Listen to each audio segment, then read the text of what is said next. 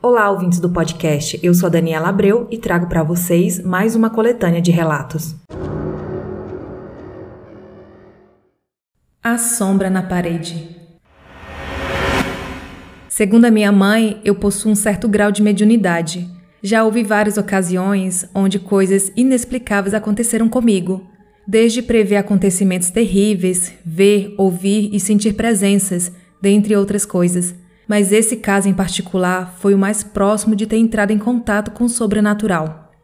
Atualmente tenho 20 anos e na época eu tinha 14 e estava acordado a madrugada inteira por conta de uma crise de ansiedade, devido a um evento que aconteceria na minha cidade e eu iria com todo o meu grupo de amigos e eu estava muito animado para ir, tão animado que não consegui dormir. Às 4 da manhã, o sol invadiu meu quarto e como eu sabia que não iria conseguir tirar um cochilo ou dormir um pouco, decidi assistir TV. Me levantei e caminhei até o móvel onde o controle estava localizado. Liguei a TV e voltei a deitar na cama. Só um adendo aqui na história, a pessoa que enviou esse relato mora no litoral do Nordeste. Em determinada época do ano, às 4 da manhã já tem sol. Nesse momento, a luz do sol clareou completamente meu quarto e uma sombra surgiu na parede. Percebi quase que imediatamente. Pensei que fosse a sombra do meu pai, que poderia estar parado na porta do meu quarto e a luz da sala fez com que a sombra dele fosse para a parede. Mas daí me questionei. Se é meu pai, por que ele não falou nada ou não entrou no meu quarto ainda? Olhei para a porta do meu quarto que dá visão plena da sala e lá estavam meu pai e minha mãe deitados no chão da sala dormindo. Nesse momento meu corpo gelou e eu voltei a encarar a sombra. Ela parecia se mover, flutuar para ser mais exato. Ela parecia estar prestando bastante atenção em mim, como se analisasse cada movimento meu. Graças aos muitos anos lendo creepypastas, eu pensei em perguntar se aquela figura queria algo, ou se eu poderia ajudá-la, mas quando eu tive coragem de abrir a boca para perguntar, a sombra começou a sumir e tive a impressão de que por alguns instantes ela acenou para mim como se dissesse adeus. A sombra era alta e usava um chapéu de vaqueiro. Eu não fazia ideia de quem poderia ser aquela pessoa, mas tinha a sensação de que era meu avô por parte de pai, que nunca cheguei a conhecer. Acho que ele veio me visitar para me conhecer. Depois desse acontecido, às vezes eu ainda escuto barulho de ossos quebrando, vejo vultos ou figuras estranhas em casa de madrugada, mas nunca vi a sombra do meu avô novamente. Ela veio me acalmar. Houve uma grande perda na família uma vez. Um primo meu, que eu considerava um irmão, acabou tirando a própria vida. Eu nunca entendi o porquê dele ter feito isso, e durante alguns meses eu me senti culpado e achava que poderia ter evitado isso. Durante anos após esse ocorrido, minha personalidade mudou completamente e eu nunca havia superado a morte dele. Nunca me pareceu real e eu não consegui esquecê-lo.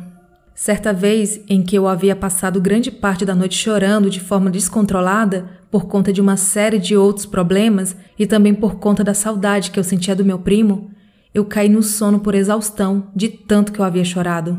Tive um sonho lúcido no qual eu estava na minha escola durante uma festa de São João. Lembro-me de sentir cheiro das comidas da festa e também de ouvir músicas típicas da época. E tudo parecia muito real. Meus amigos da época estavam no sonho e brinquei com eles por um tempo, até que uma garota alta de vestido florido, cabelos negros, pele bronzeada e olhos castanhos claros veio falar comigo. E ela disse: "Olá, Miguel, eu posso falar com você?" Lembro do som dos meus amigos rindo e se afastando, enquanto diziam que eu estava namorando e não havia contado nada para eles. E então eu segui a garota para um local mais isolado da festa, onde ela me abraçou, e foi o abraço mais caloroso e confortável que já recebi na vida. Ela segurou meu rosto com as 2 mãos após o abraço e olhou nos meus olhos e disse: "Sei que as coisas estão difíceis agora e sei que você sente muita falta dele, mas vai ficar tudo bem, tá bom?" Nesse momento meus olhos se encheram de lágrimas. A voz dela era suave e calma, trazia uma paz indescritível para mim. Conversamos bastante sobre diversas coisas, dançamos, brincamos e quando a festa acabou, ela veio até mim para se despedir dizendo: "O meu nome é Emily E eu sei que você vai sair dessa e você nunca vai desistir de nada na sua vida. Você é muito mais forte do que imagina. E sempre estarei aqui quando precisar de mim. Daí ela beijou a minha testa com delicadeza e eu roubei um beijo dela. Depois do meu encontro com Emily, as coisas melhoraram por um tempo. Minhas notas aumentaram, voltei a ser eu mesmo e consegui deixar a culpa pela história do meu primo para trás. Sempre que eu ficava triste demais e queria desistir, Emily aparecia nos meus sonhos. A última conversa que tive com ela foi quando eu tinha 16 anos e ela disse que não poderia mais me encontrar e pediu para eu não esquecê-la. E eu nunca a esqueci. Todas as garotas com quem me relacionei tinham traços parecidos com os da Emily. E a garota que eu mais amei na vida, por coincidência, também se chamava Emily e tinha até mesmo uma personalidade similar. E eu nunca superei ter estragado tudo com ela e nunca mais ter visto a outra Emily. Esses relatos foram enviados no e-mail pelo Miguel de João Pessoa, na Paraíba.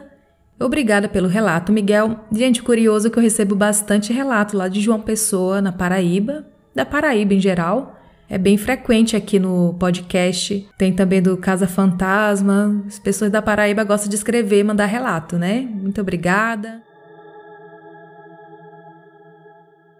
Visagem no banheiro. Tenho 17 anos e essa história aconteceu comigo quando eu tinha 8 anos. Uma vez eu estava na casa da minha avó com ela, a minha mãe, minha tia, meu irmão e meu primo. Estava tudo bem até o momento em que escutamos o portão da frente se abrindo. Imaginamos que seria meu tio, mas quando minha avó olhou para a janela, ela viu um vulto preto subindo a escada e correndo. Sempre que escutávamos alguém abrindo o portão, ficávamos em alerta. Foi quando escutamos o portão dos fundos que leva para a cozinha abrir e todos viram o vulto passando pela porta da cozinha. Fomos ver o que era e quando chegamos lá não tinha nada. Foi quando minha tia falou que queria usar o banheiro. Quando a mão dela chegou perto da maçaneta, a porta se fechou bruscamente. Na hora, pensamos que seria meu tio brincando. Fomos na janela do banheiro e nada, tudo apagado. Tentamos abrir a porta, mas parecia que ela havia sido trancada com a chave. Ficou assim por um tempo, até que começou a fazer barulho dentro do banheiro. Ficamos em estado de choque. No dia seguinte, tivemos que chamar um chaveiro para conseguir abrir a porta. Quando conseguiu abrir, uma parte do box, que era de vidro, estava totalmente quebrado. Quando limpamos os vidros, percebemos que tinha arranhões na porta. Ficamos sem entender como isso aconteceu, já que não ouvimos nada arranhando a porta. Depois disso, nunca mais aconteceu nada do tipo. Esse relato foi enviado no e-mail pelo Eduardo, de São Paulo. A dívida. A história que será narrada aconteceu com meu tio, e o nome dele é Cipriano. Essa história ficou muitos anos guardada na minha memória, pois meu tio sempre contava ela para nossa família. Quero deixar bem claro que ele é um homem muito sério, bravo e não tem medo de quase nada. E quando ele conta esses relatos, ele não gostava que ninguém desse risada. Bem, tudo começou na Paraíba. O ano é entre 1950 e 1960. Naquela época, as pessoas eram muito pobres e viviam da agricultura. Conta o meu tio que em uma tarde ele estava fazendo alguma coisa, quando, de repente, apareceu na frente dele uma mulher linda, cabelo enorme e toda de branco. E ela começou a falar com meu tio. Cipriano, peguei uma cuia de farinha emprestada com a minha vizinha. Conta o meu tio que não reconheceu aquela mulher, e ela continuava a falar. Não deu tempo de pagá-la, e para eu ficar em paz, eu preciso que você dê uma cuia de farinha para a vizinha. Mas só quero que pague se você realmente conseguir. Você pode devolver a farinha? O meu tio, com medo, respondeu que sim. E aquela mulher, na verdade, o espírito daquela mulher, falou que teria que ser até determinado dia. E meu tio prometeu que iria pagar. A mulher perguntou se ele conseguiria pagar mesmo, e ele disse que sim. Então a mulher desapareceu diante dos seus olhos. Como eu falei, meu tio era muito pobre e mal tinha comida para ele. Bem, o tempo passou e ele acabou se esquecendo de pagar a dívida da mulher. Passou a data da promessa e à tarde ele estava na rede quando ela apareceu para ele, sem falar nada, e já não era mais bonita. Pelo contrário, ela estava de preto, suas unhas eram enormes. Quando meu tio a enxergou, ela rapidamente se aproximou dele e pegou nas suas pernas. Meu tio ainda teve tempo de segurar na rede, mas não adiantou. Ela, com uma baita força, o puxou da rede e o arrastou pelo chão. Então ele gritou: Não se preocupe, dessa vez eu prometo que vou pagar. Na mesma hora, aquele espírito sumiu. Meu tio imediatamente pediu farinha a várias pessoas e ele também arrumou mandioca para fazer farinha até encher a cuia. Cuia era uma medida que o pessoal usava na região, que enchiam com farinha, com água, dentre outras coisas. Por fim, ele conseguiu ir até a vizinha e entregou a cuia de farinha. Esse relato foi enviado no e-mail pelo José. E se você acha que está difícil para você, imagine para o seu Cipriano que teve que pagar uma dívida que não era dele. A presença que persegue minha família, parte 2. Esse relato aconteceu com meu pai. Ele morava em uma roça no interior de Minas Gerais e lá passa o Rio das Velhas. Ele conta que quando era criança morava na roça com seus 12 irmãos. Ele é um dos mais velhos e dos meninos ele é o mais velho. Ele trabalhava desde criança na roça do meu avô. Na época, isso era bem comum. Meu pai conta que ele estava na pausa que faziam para o almoço na roça. Era por volta do meio-dia. Ele tinha cerca de uns 13 anos e estava com um primo dele da mesma idade. Estavam andando em um campo aberto e algumas árvores grandes espalhadas pelo campo. Ele conta que sentiu o ar ficando pesado, como eu sinto. E logo após olhou para cima dessas árvores e viu 2 homens flutuando no topo com os braços abertos. Ele falou que eles estavam com os pés juntos e os braços bem esticados e as mãos abertas e estavam de cabeça baixa. O primo dele também os viu. Os 2 saíram correndo, desesperados, em busca do meu avô, que estava sozinho na roça, que ficava a cerca de 1 quilômetro de onde eles estavam. Eles contam que correram muito e sentindo medo extremo. E para chegar ao meu avô, tinham que atravessar uma cerca de arame farpado, e logo após tinha algumas árvores pequenas, e mais adiante estava a roça. Quando se aproximaram da cerca, eles avistaram um homem de preto, coturno, sobretudo e chapéu. O homem não olhava para eles. Ele apenas soltou um grunhido bem alto, parecendo um animal. Daí eles correram para o mato, tentando fugir daquilo. O primo, de tanto desespero, conseguiu correr mais, deixando meu pai para trás. Eles foram para uma trilha no meio do mato que dava para a casa deles. A intenção agora era voltar para casa. Meu pai viu de longe o primo dele parado, olhando para a frente. E ao chegar perto dele, olhou para a mesma direção e viu no meio da trilha aquele homem em pé. Não viu um rosto. Ele estava de chapéu e cabeça baixa. Eles seguraram a mão um do outro e correram para o campo, onde estava claro e aberto. E lá o meu avô os encontrou. E falou para ir embora, porque ele sentiu que algo não queria a presença deles lá. Meu avô não contou o que era, mas ele sentiu algo, pois ele nunca saía da roça antes das 16 horas, até ter feito o trabalho do dia. Mas nesse dia, ele só pegou os meninos e foram embora. Meu pai lembra que meu avô foi o caminho inteiro orando baixinho, em cima do cavalo, até chegar em casa. Logo após esse fato, um tio meu, o irmão do meu pai, que era 1 ano mais novo que ele, tirou a própria vida. Minha avó o encontrou 2 dias depois do ocorrido. Esse tio era mais que um irmão do meu pai. Eles eram melhores amigos. Foi muito traumático para todos, pois na minha família não tinha caso de depressão. Ou até podia ter, mas as pessoas não tinham essa percepção na época. Quando meu pai fez 17 anos, foi com um grupo de amigos e alguns irmãos para o mato pescar. Os meninos pegaram alguns peixes. Meu pai não pegou nenhum. Já estava ficando tarde e decidiram ir embora. Mas meu pai falou que só iria sair quando pegasse um peixe. Ele conta que depois que todos saíram, ele continuou às margens do rio e sentiu uma energia ruim, o ar ficando pesado. Ele olhou para um tronco de árvore que estava perto e viu o espírito do irmão dele. Ele conta que o irmão estava com o rosto deformado e os olhos em brasa e falou com meu pai. Vem brincar comigo, irmão. Meu pai desmaiou e as pernas dele começaram a ser levadas pelo rio. Minha avó, que estava em casa, do nada sentiu agonia e um peso no coração e desespero.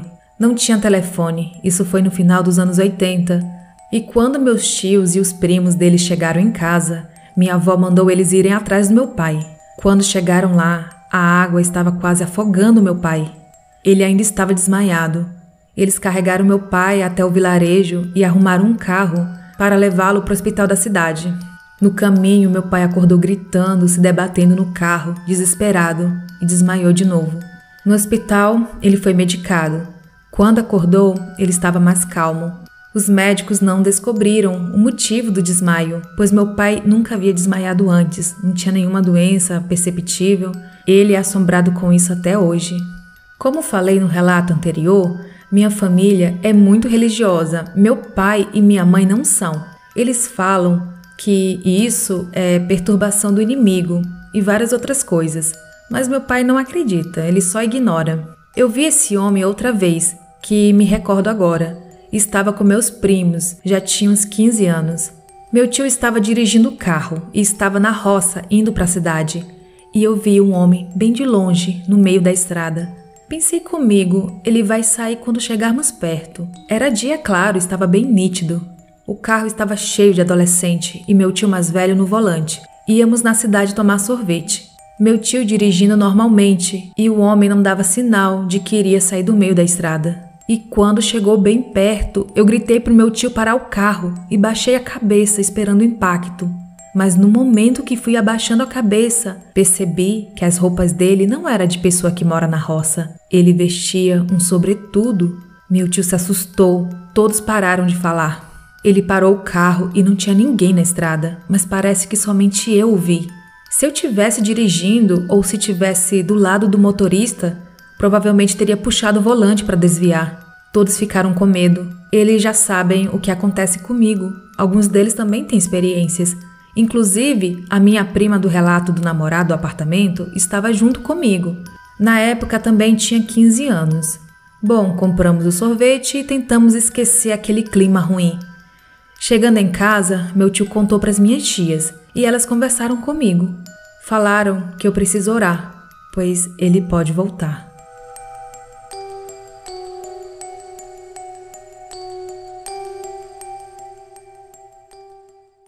Pessoal, vou contar para vocês um relato que foi enviado pelo Jean lá no Telegram. É uma história triste, tem descrição de violência, então fica aí o alerta para pessoas mais sensíveis.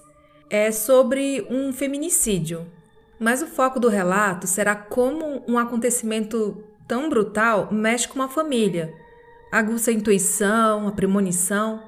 Falarei aqui sobre isso, em como essa ligação familiar é forte, a ponto de podermos sentir algo de ruim acontecendo com um ente querido, por essa conexão de sangue e de alma. Esse fato aconteceu com a tia do ouvinte. O nome fictício dela será Sandra, e aconteceu na cidade de Dourados, Mato Grosso do Sul. Bom, a Sandra, ela teve uma vida bem difícil. Se separou do marido ainda bem jovem, teve filhos, e dedicou boa parte da sua vida à criação dos 3 filhos, que hoje já são adultos.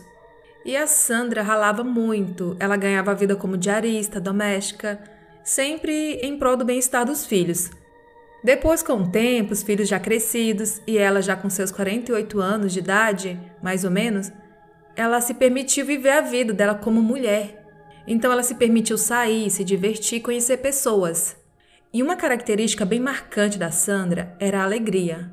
Ela era uma pessoa muito animada. Ela contagiava os outros com alegria. Daí, nessa fase em que ela curtia a vida, ela conheceu um indivíduo que, a princípio, parecia ser bem bacana.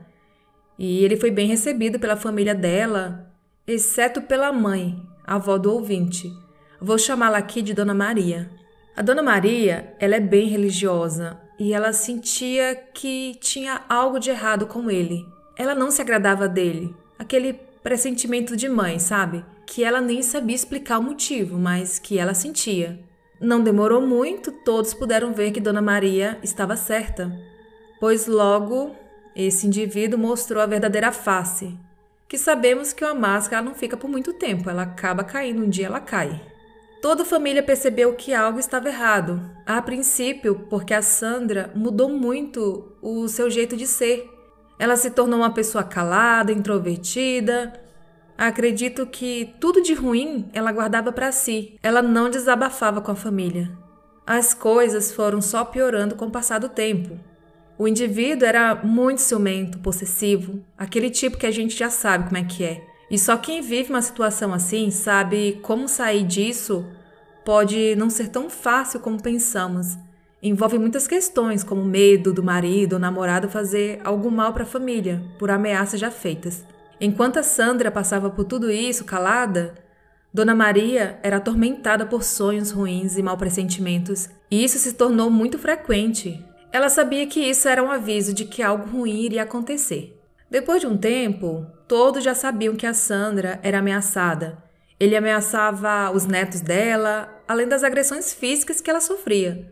O ouvinte conta que, apesar de saberem disso, que esperava que o pior fosse acontecer. Esse relacionamento da Sandra durou mais ou menos 1 ano e meio. Uma semana antes da tragédia, a família foi sendo avisada por pressentimentos, premonições, conforme contarei adiante. Bom, o crime aconteceu no domingo. 2 dias antes, na sexta-feira, a mãe do ouvinte foi visitar a Sandra e disse que foi muito legal, disse que há tempos eles não se reuniam, fizeram um jantar, foi muito divertido. Puderam reviver um pouco daqueles velhos tempos. Em um momento, a Sandra chamou a irmã num canto, olhou nos olhos dela e falou que a situação estava bem difícil e que não ficaria muito tempo na Terra. Não se sabe se ele tinha feito uma ameaça mais severa para ela falar isso ou se também a Sandra estava sentindo, se ela sentia que isso fosse acontecer, aquela intuição. Bom, nessa sexta-feira, o ouvinte, ele estava em sua casa com a esposa e a filha. Se foram dormir, eles dormem no mesmo quarto. Ele conta que sentia algo diferente, ele não sabe explicar, mas aquela sensação diferente. E por volta das 2h40 da madrugada, ele acordou com a filha gritando e chorando. Aí ele abriu os olhos e viu que a filha estava sentada bem ereta na cama. Ele estava deitado na cama e viu a filha sentada de costas. E diz que ela apontava para a parede e dizia: Papai, tem um homem de olho vermelho no canto da parede. A princípio, o Jean pensou tratar-se de um sonho. A filha tinha 4 anos na época. E isso é um pouco normal nessa idade, ter esses pesadelos. Daí ele pediu para a filha deitar e voltar a dormir, que não era nada. E ela insistia: Papai, tem um homem de olho vermelho no canto da parede, perto da cortina. E continuava chorando. Daí ele acendeu a luz do abajur e viu que a filha, mesmo no escuro, ela apontava em direção ao canto da parede, como se realmente estivesse vendo aquilo. Mas ela estava de olho fechado, ela estava dormindo e apontava assim, ela não apontava para frente, ela apontava para o canto mesmo, então parecia que ela estava vendo mesmo, tendo aquela visão e apontava para o canto certo no sonho, enfim, com aquela visão espiritual. E presenciar isso deixou ele bem assustado. Mesmo assustado, ele acalentou a filha e ela voltou a dormir. Depois disso, ele também voltou a dormir. E por volta das 3h30 da madrugada, ele teve um pesadelo. E foi assim. Estavam na casa do pai dele, reunidos, ele e outras pessoas, e sem explicação, de um lugar bem escuro, de repente saía um homem armado e que atirava em todo mundo. E aquela correria, as pessoas corriam, pulavam o muro, aquele desespero. O Jean acordou nesse momento, trazendo para a realidade o desespero que ele sentiu no sonho. E foi difícil voltar a dormir, mas depois, lá pelas 4 da manhã, ele conseguiu pegar no sono. Não demorou muito e ele teve o segundo pesadelo da noite. No sonho, ele via um ambiente meio monocromático, sem muita vida. Era um campo aberto e ele avistava uma casa a uns 10 metros dali. Uma casa de madeira bem velha, com uma porta e uma janela.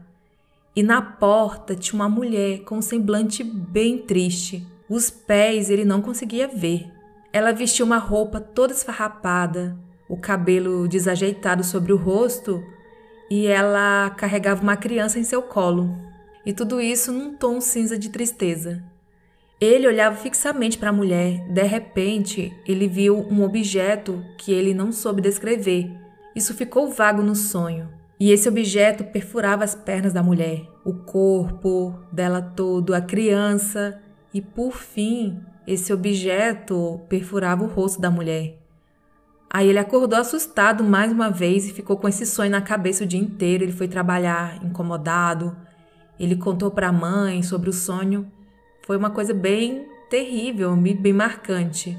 Isso também foi na sexta-feira, 2 dias antes de acontecer o crime.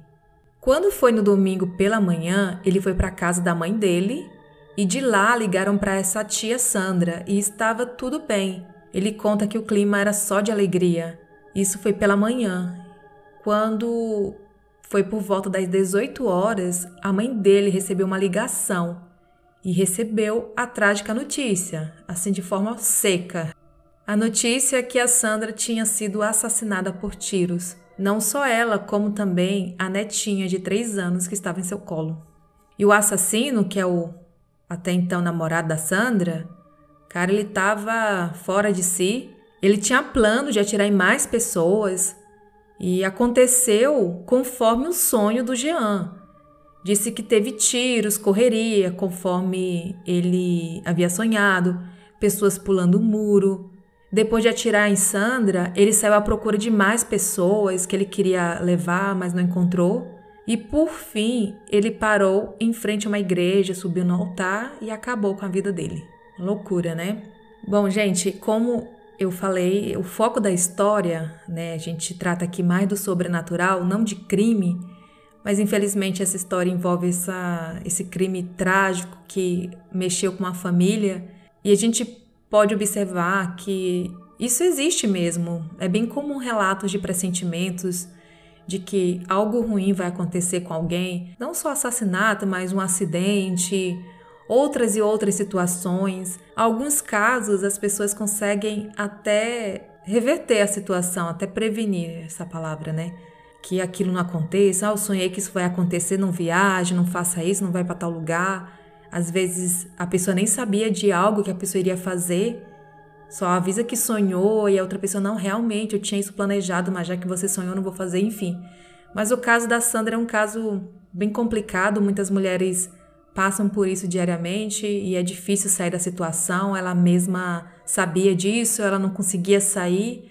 É bem triste, né? Bem triste, mas fica aí essa história, né? Em homenagem à memória da Sandra, da netinha dela. É muito triste isso aqui. Mas é isso, gente. Foi mais para relatar esses pressentimentos, essas coisas que acontecem que não tem explicação. Qual que é a explicação para isso, né? E o relato foi esse. Jean, muito obrigada por relatar, por confiar em mim, contar sua história. Tá bom? Muito obrigada. E esses foram os relatos de hoje. Se gostou, compartilhe com seus amigos e em suas redes sociais. Siga o Instagram do podcast, que é o assustadoramente_podcast. Entre também para o grupo do Telegram. Os links estão na descrição deste episódio. E se estiver me ouvindo pelo Spotify, não deixe de qualificar o podcast dando 5 estrelas. Até a próxima quarta!